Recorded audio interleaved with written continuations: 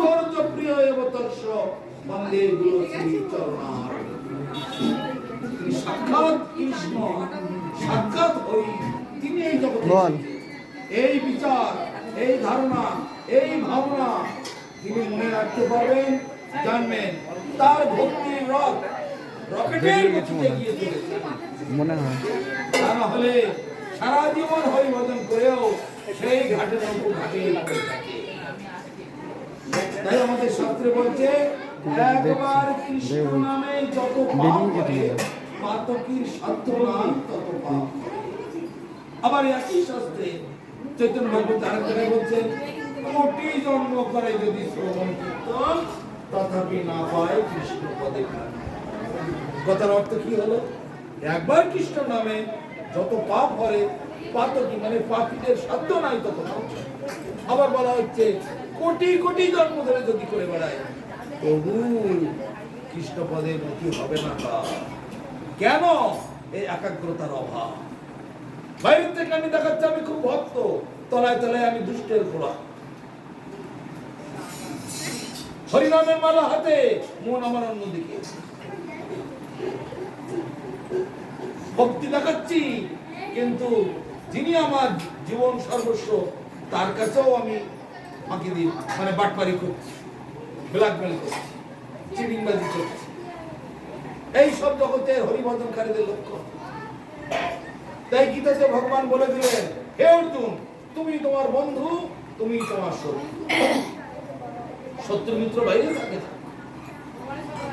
উদ্ধরে আত্মনা আত্মনাম নত্মনম অবসাদয়ে আত্মনা বন্ধু আত্মৈব মিত্রা।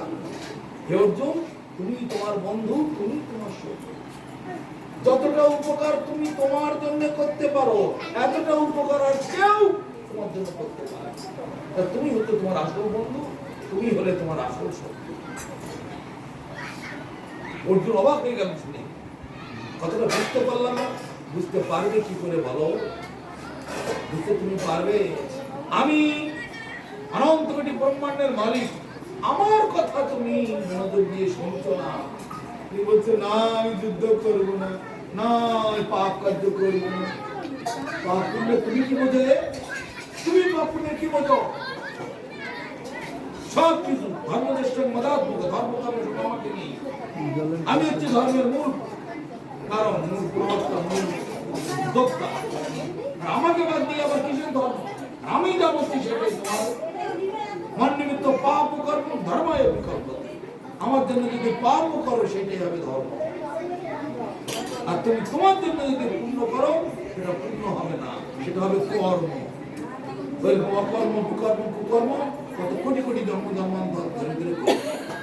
তাই আমাদের মহাজন দেখিয়েছেন, সংসার দাবানলে আমরা ভুগছি।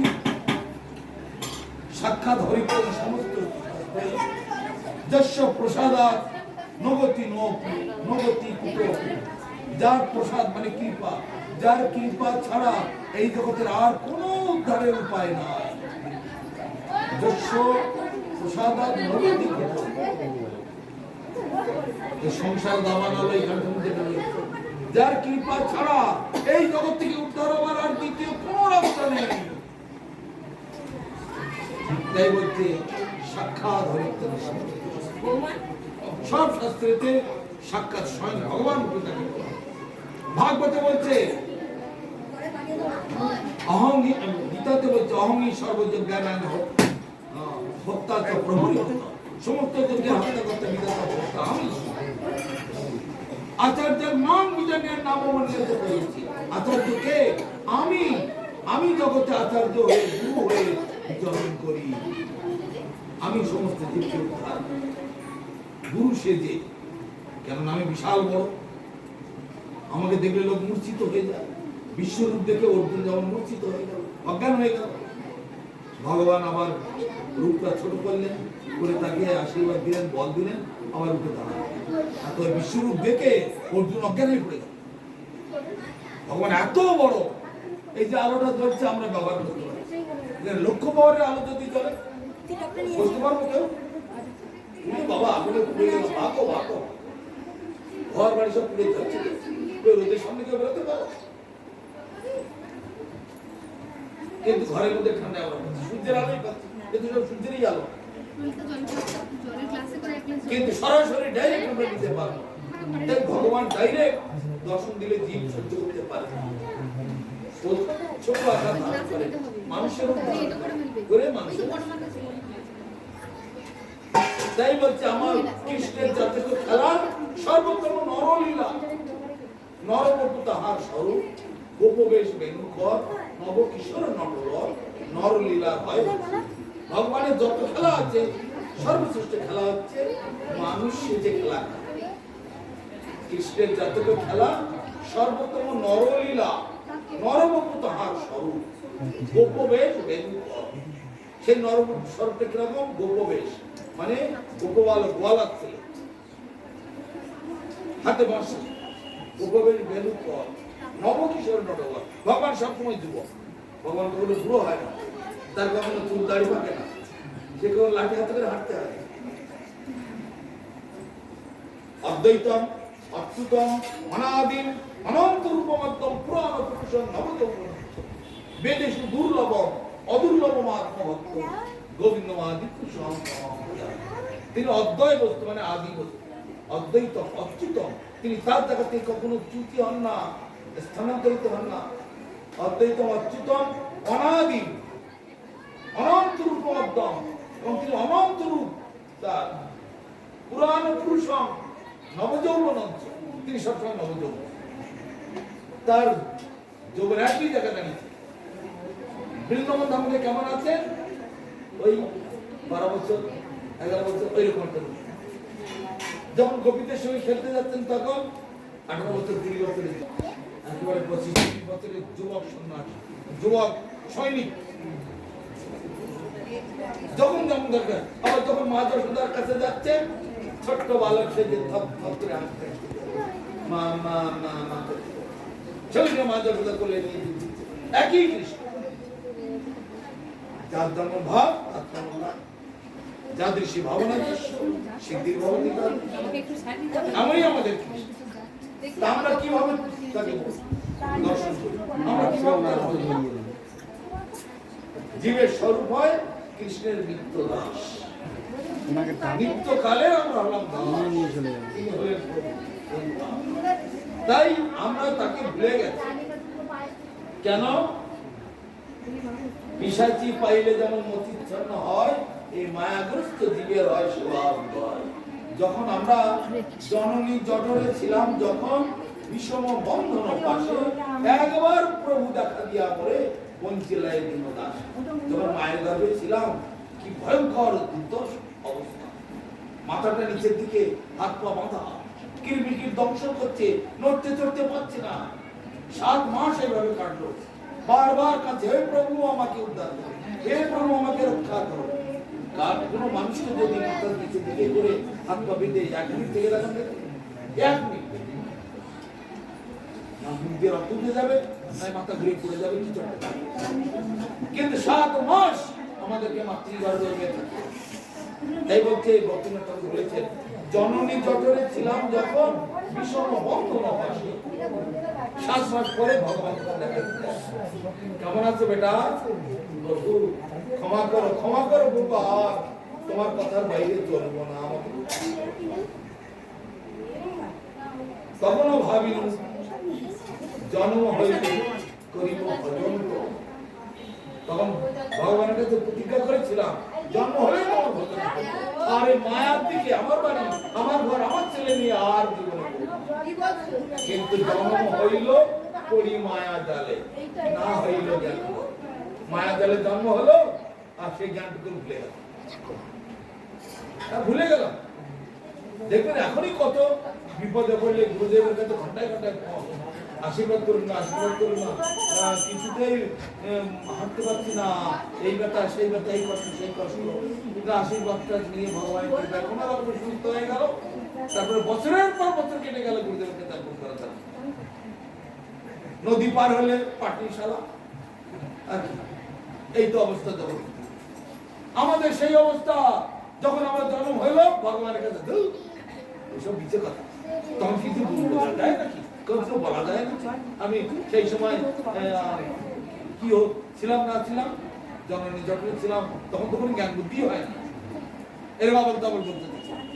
তো 7 মাস বয়সে ভগবান আমার মধ্যে প্রবেশ করেন, আত্মা তখন জাগরিত। তারপরে আর 2 মাস পরে তারপরে ভূমিষ্ঠ হয়। জন্ম হইল ওই মায়া জাল, এই মায়ার জালের মধ্যে জন্ম হলো আর সব জ্ঞান হারিয়ে গেল। তখন কি পাঠ করি অহরহ, তখন শিশুকাল থেকে আদরের শিশু স্বজনের কোলে হাসিয়া কাটানো কাল। তারপরে এখনো ভাবিনি এই খেলিনু বালক সহ পাঠ করি অহরহ এইসব রয়েছে। ধীরে ধীরে ক্রমে দিন দিন বড় হতে লাগলাম, বিদ্যার গৌরব হয়ে বিদ্যা শিখতে লাগলাম, বিদ্যার গৌরবে ভ্রমি দেশে দেশে ধন উপার্জন করি, আর স্বজন পালন করিয়া মনে তোমারে ভুলিব করি। তখন তোমাকে ভুলে গেলাম, মনে আনন্দে বিয়ে করে, হ্যাঁ একেবারে একজন সুন্দরী কন্যা খুঁজে খুঁজে বার করলাম, তার সঙ্গে বিয়ে করে মনে আনন্দে কাটাতে লাগলাম, ঘর সংসার, ছেলে মেয়ে, খাওয়া দাওয়া, ভোগ বিলাস, আনন্দ ফুর্তি, বাস ভগবান বিদায়। শেষকালে তখন আবার ঠেলায় পড়ে যায়, ওই ছেলে বৌমার লাথি ঝাঁটা আর সহ্য হচ্ছে না। ও বাবা গো, তোমাদের মঠে একটু জায়গা হবে, আমার তো এই তো সারাটা জীবন ছেলে মেয়ের জন্য দিলে, আবার শেষকালে পুরো হাড় পাড়া নিয়ে সাধুদের ঘাড়ে এসেছে। সাধুরা এই ভয়েতে ঘরে গেল না, সংসারে গেল না, ছেলে মেয়ে নিল না, মায়ের বন্ধনে থাকলো না, তার সর্বস্ব পরিত্যাগ করে এসেছে ভগবানের চরণে। আর তুমি শেষকালে পুরো হাড় কটা নিয়ে এসে সাধুদের ঘাড়ে এসে চাপো। হ্যাঁ, এইবার তো আমি খেলায় পড়ে গেছি। কেন তোমার সেই ছেলে কোথায় গেল, বৌমা কোথায় গেল, নাতিপুতি গেল কোথায়? ও বাবা, কি যন্ত্র, কি যন্ত্রণা, কি যন্ত্রণা বাবা। ওইরকম ছেলে মেয়ে আমার দরকার নেই, ওইরকম নাতিপুতি আমার দরকার নেই। একদিন তো তুমি মানসিক করেছিলে, গাছের গায়ে গিয়ে ঢিল বাঁধছে, ঢিলের ঠেলায় গাছের ডাল ভেঙে পড়ে যাচ্ছে। এই মায়ের কাছে, ওই মায়ের কাছে, সেই মায়ের কাছে, এখানে মন্দিরটার গায়ে ঢিল বাঁধা তখন বাপ রে বাপ। কিন্তু 1000 বার বলা হয়েছে, গাছের গোড়া একটা কৃষ্ণ ভক্তি আছে যার, সমস্ত দেবী দেবতা বন্ধুতা। এখান দিয়ে শোনো কথা দিলে, কৃষ্ণ ভজন করলে সমস্ত কোটি কোটি দেব দেবীদের ভজন করা হয়। কৃষ্ণের সংসার করো, ছাড়িও অনাচার, জীবে দয়া নামে তাই ভাগবতে বলছেন, নির্দেহ মধ্যম সুলভম কুলভম গুরু কর্মধার। এই মনুষ্য দেহটা একটা নৌকোর মতো, আর নৌকোটা কোথায় ভাসে? জলে। এই ভব সমুদ্র সেই জলেতে ভাসছে। এই আমার দেহটা একটা নৌকোর মতো, নৌকোর মাঝি আমার গুরুদেব। নৌকোর যাত্রীটাকে, নৌকোর যাত্রী হচ্ছে আমি, মানে আমার আত্মা। তাহলে আমার আত্মা হচ্ছে নৌকোর যাত্রী, আমার গুরুদেব নৌকোর মাঝি, আমার দেহটা হলো নৌকো, সেই নৌকোর মধ্যে আমি বসে আছি। গুরুদেব আমাকে বলছে, তোমাকে বেটা যা বলছে তাই করো। আর হরিণ নৌকোটা কে ঠেলে নিয়ে যাবে? নিত্যানন্দ প্রভু মহাপ্রভু যে হরিনামের ঝড় তুলেছে সারা ত্রিভুবন জুড়ে, সেই হরিনামের ঝড়েতে ঠেলে হু করে ঠেলে নিয়েছে। শুধু আমাকে গুরুদেবের আজ্ঞা মতো নৌকোয় বসে থাকতে হবে, হরিনাম করতে, সেবা করতে। কিন্তু আমার যে পূর্ব স্বভাব, গুরুদেবের কথা শুনবো না, আমি সব জেনে গেছি, বুঝে গেছি, আমি বড় মাতব্বর হয়ে গেছি, আমি যা করবো সেটাই এখন সব আমি। এখন আমি আমার মনের রাজা। মরো, আবার জন্মাবে, আবার মরবে, আবার জন্মাবে, আবার মরবে, ওই বৃন্দাবনে আর যাওয়া হবে না। কোটি কোটি, তাই বলছে, কোটি জন্ম করে যদি শ্রবণ কীর্তন, তথাপি না পায় কৃষ্ণ পদে প্রেম। এই যেখানে বসে আছেন এত ভক্ত, সবাইকে একাদশী করে? লুকিয়ে লুকিয়ে কত লুচি খাচ্ছে, মুড়ি খাচ্ছে, তার ঠিক নেই। সবাইকে ঠাকুরকে ভোগ দিয়ে খায়? মাছের ঝোল না হলে, মুরগির ঝোল না হলে খাওয়াই হয় না। কিন্তু কি করছি আমরা? আমরা হবো যুগশাসী, প্রসাদ ভোজি। কৃষ্ণ হচ্ছেন আমাদের প্রভু, আমরা হলাম দাস। প্রভুর প্রসাদ আমরা গ্রহণ করি, এইটাই জগতের নীতি। জীব নিত্য কৃষ্ণ দাস, আমরা হচ্ছে ভগবানের নিত্যকালের দাস। সেই দাসত্ব ভুলে গেছে, তাই গুরুদেব যুগে যুগে আসছে। মহাপ্রভুর আগে কতবার এসেছে? ভগবান কৃষ্ণ থেকে এসেছেন, ব্রহ্ম থেকে এসেছেন, নারদ থেকে এসেছেন, জয়দেব,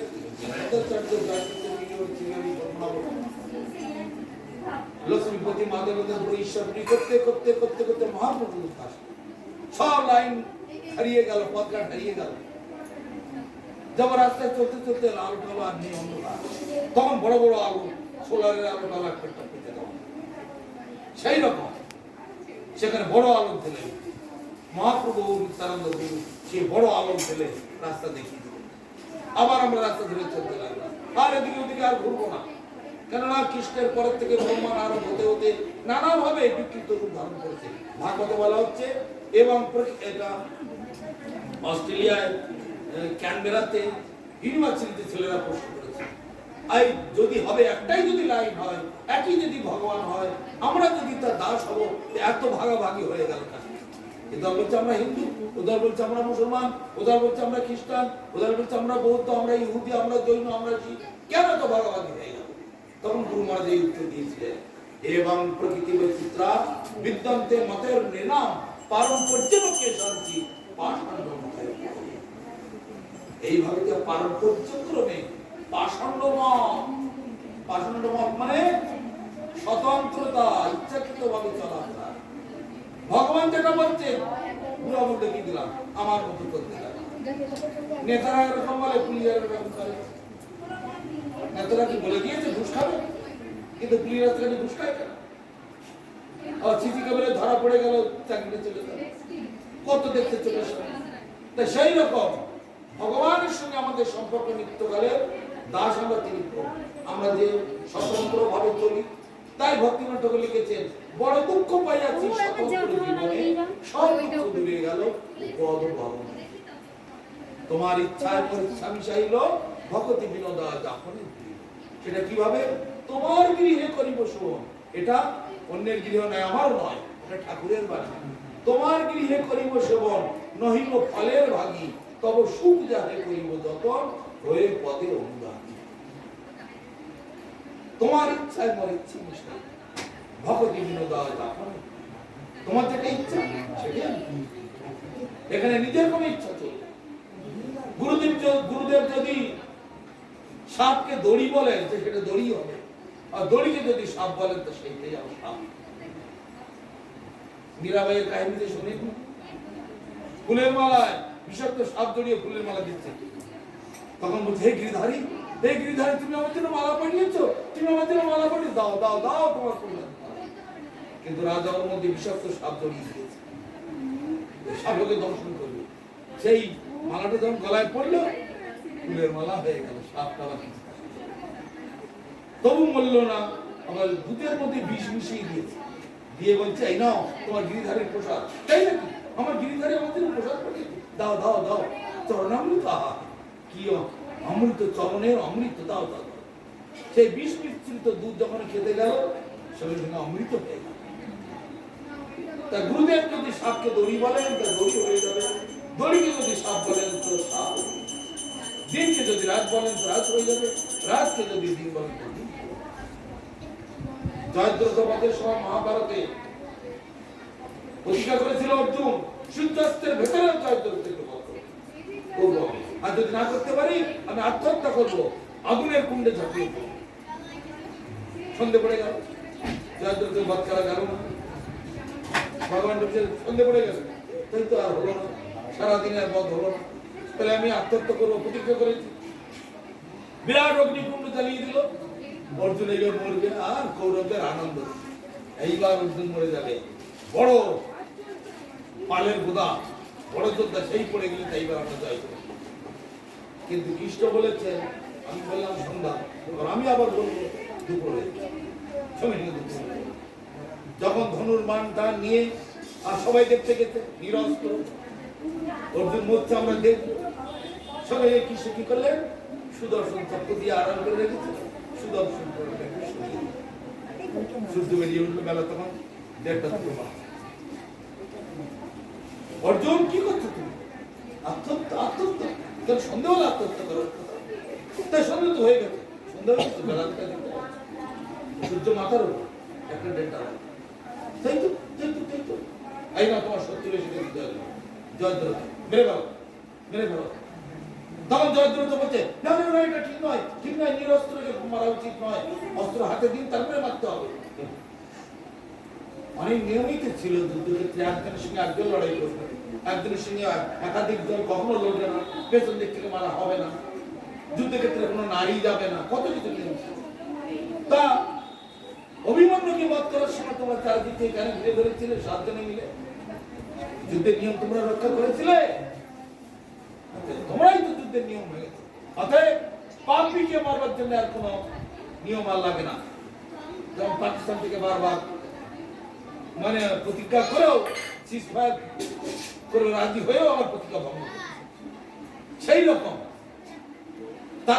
তাদের জন্য কোনো আর আইন নিয়ম থাকে না। ওটাও কান্ডি, ধরো মারো, গলা কেটে ফেলে দিল জয়দ্রথ। তা ভগবান দিন কেরাত করেছে, রাতকে দিন করেছে। তুমি একটা দুটো নয়, লক্ষ লক্ষ প্রমাণ আছে জগতে, ভগবানের ইচ্ছাতেই সব। কিন্তু জগতে কেউ ভাবতে পারলো না বেলা 1:30 সময় সন্দেহ হলো কি করে, কারো ভাববার ক্ষমতা নেই। ব্রহ্মসংগীতায় ভগবান সেটা বলে দিচ্ছে, সময় আমার হাতের মধ্যে, আমি 1 ঘন্টাকে 1 দিন করতে পারি, আবার 1 দিনকে 1 ঘন্টা করতে পারি, আমার হাতের মধ্যে সব, কারো বুঝবার ক্ষমতা নেই, কেউ সেখানে কোনো কিছু করতে পারে না। আমেরিকায় যাবে, ব্যাগ নিয়ে বেরিয়ে পড়েছে, রাস্তায় গিয়ে দেখলে আমেরিকা দিয়ে 10,000 মাইল রাস্তা 1 সেকেন্ডে হয়ে গেল। এইরকম বৃন্দাবনে যাবে, বেরো জামা কাপড় রাস্তায় গিয়ে দেখছে বৃন্দাবনে। তাহলে ভগবান যা কর্তব্য কর্তব্য সব কিছু তার ইচ্ছা দিয়ে, এই ভগবান গুরু হয়েছে, হয়ে জীবকে উদ্ধার করে। সরাসরি ভগবান আসলে তো সব অজ্ঞান হয়ে যাবে অর্জুনের। তাই গুরুর মুখ পদ্ম বাক্য, চিত্তেতে করিয়া ঐক্য, আর না করিব। আর অন্য কোনো আশা থাকলে তার হরিভজন হবে না, তার পরমার্থ হবে না। ওই কোটি কোটি বার জন্ম ধরে আসা যাওয়া যাওয়া। যারা গুরুদেবের অর্থ সম্পত্তি ভগবানের বিষয়ে অর্থ যারা চুরি করে, তাদের আবার ব্রহ্ম দৈত্যকে জন্ম। এত বড় কথা শুনেছেন? দক্ষিণ ভারতে রামানুজাচার্যের ওখানে, রামানুজাচার্যের মন্দিরে পূজার স্কুলে রামানুজাচার্য ডেলি বড়দানাথকে গান শোনাতেছে রাত্রি 10টার সময়। বড়দানাথ গান শুনতে যাওয়ার আগে, এই ঘুমোতে যাওয়ার আগে একটুখানি কীর্তন শুনতে ভালোবাসে। তা রামানুজ প্রতিদিন যেতে ওখানে গান শোনা, ঠিক 10টার সময় গান শুনি। এখনো পর্যন্ত সেই প্রথা জগন্নাথ মন্দিরেও তাই, রাত্রি 10টার সময় দেবদাসীরা নাচবে আর গান করবে, জগন্নাথ তাই দেখতে দেখতে। এখনো সেই প্রথা আছে দক্ষিণ ভারতের। তা রামানুজ প্রতিদিন বড়দানাথকে গান শোনাতে যায়। হঠাৎ একদিন রাস্তার কাছে বিরাট এক দৈত্য এসে, বিরাট বড় বড় দাঁত, বিরাট বড় বড় চোখ, বিরাট বড় বড় মুখ, ভয়ঙ্কর দৃশ্য। সে এসে সামনে হাজির। কি হয়েছে কি হয়েছে? তুমি কে? আমি ব্রহ্ম দৈত্য। তুমি আমার পথ আটকালে কেন? আমি তোমার রক্ত খাবো। সে কি কথা? আমি কি দোষ করেছি? না, আমি তোমার রক্ত খাবো। আমি তোমাকে ছাড়বো না। আচ্ছা ঠিক আছে, তুমি আমার রক্ত খাবে, কোনো অসুবিধা নেই। আমার একটা নিবেদন তুমি রক্ষা। কি নিবেদন? আমি ডেলি ওই বড়দানাথকে কীর্তন শোনাতে, তার যে শেষ কীর্তনটা শুনিয়ে আসতে দাও, তারপর আমি কথা দিচ্ছি আমি আমার আসবো, তুমি আমার রক্ত খাবে, মাংস খাবে, যা খাবে। তা আমি আমাকে শেষবারের মতো কীর্তনটা শুনিয়ে আসতে দাও তো। হে বীর, হে শক্তিশালী পুরুষ, আমাকে অন্তত এইবারের মতো একটুখানি শেষ গানটা শুনিয়ে আসতে, তারপরে তুমি আমার প্রাণ নিয়ে নাও, তোমার মাংস খাও, রক্ত খাও, যাবে। কিন্তু অসুর জানে রামানুজ সত্যবাদী, যা প্রতিজ্ঞা করে তাই কোনদিন প্রতিজ্ঞা ভঙ্গ করে। তখন কি করলেন? রামানুজের জন্য পথে, এই পথে আবার আসবে তো, হ্যাঁ এই পথে বসে আছে। সোজা গেল বরদানাথের মন্দিরে, গিয়ে সেখানে কীর্তন শোনা। ওর কীর্তনের সুরটা এমন হয়ে গেল আজকে, বরদানাথ বলছে, রামানুজ আজকে তোমার কীর্তনের মধ্যে এত ব্যথা বেদনা কেন? কীর্তনের মধ্যে একটু রস কর, মিষ্টিও পাচ্ছি না। রসগোল্লা রোজ খাই, মিষ্টি লাগে, একটু টক টক লাগে, তাহলে কেমন নিচে কিছু হয়েছে? রসগোল্লা আর চাটনির মধ্যে ঢুকে গেছে,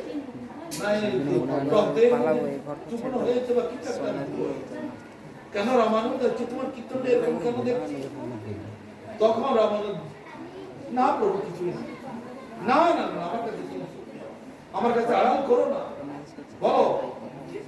তখন প্রভু কি আর বলবো, আপনি সর্বকারণের কারণ, আপনি যখন সর্বকারণের কারণ, তখন আর আমার বলার কোনো দরকার। আপনি আমাকে কৃপা করুন, জন্ম জন্মান্তর যেন আপনার সেবা করতে পারি, আপনার জন্য এরকম গান শুনে ঘুম পাড়াতে পারি, শুধু এই অধিকার ছিনিয়ে নেবেন না। বরদান তোমার হাসছে, ঠাকুর আর ভক্ত আর ভগবানের কথা হচ্ছে, ঠিক আছে রামানুজ চিন্তা করো না, এই নাও হাত পত, এই প্রসাদটা নিয়ে দাও, ওই ব্রহ্মদৈত্যকে দিয়ে দাও। ও কে জানো?